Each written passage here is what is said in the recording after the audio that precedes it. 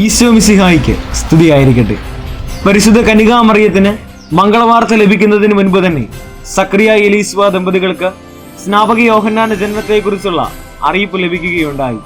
എലീസ്വ വന്ധ്യയായിരുന്നു. അവർ ഇരുവരും പ്രായം കവിഞ്ഞവരും. മാനുഷിക വീക്ഷണത്തിൽ സന്താനങ്ങൾ ഉണ്ടാകുവാൻ യാതൊരു സാധ്യതയും ഇല്ലാതിരുന്ന സക്രിയയുടെയും എലീസ്വയുടെയും ജീവിതത്തിൽ ദൈവം ഇടപെട്ട് മനുഷ്യന്റെ കഴിവുകൾ അവസാനിക്കുന്നിടത്ത് ദൈവത്തിന്റെ ശക്തി പ്രകടമാകുന്നുവെന്ന് നമുക്ക് വെളിവാക്കി തരുന്നു. നമ്മുടെ ജീവിതത്തിന്റെ പ്രതിസന്ധി ഘട്ടങ്ങളിൽ ദൈവത്തിന്റെ ശക്തിയിൽ ആശ്രയിക്കുകയും സ്നാപക യോഹന്നാനെ പോലെ ദൈവം നമ്മിൽ ഭരമേൽപ്പിച്ചിരിക്കുന്ന ദൗത്യം വിശ്വസ്തയോടെ പൂർത്തിയാക്കുകയും അതിനുശേഷം സ്വയം പിന്മാറുകയും ചെയ്യുവാൻ നമുക്ക് സാധിക്കണം.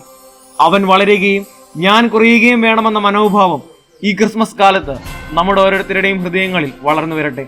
അതിനുള്ള കൃപാവരം ഉണ്ണി മിശിഹ നാം ഓരോരുത്തർക്കും നൽകട്ടെ.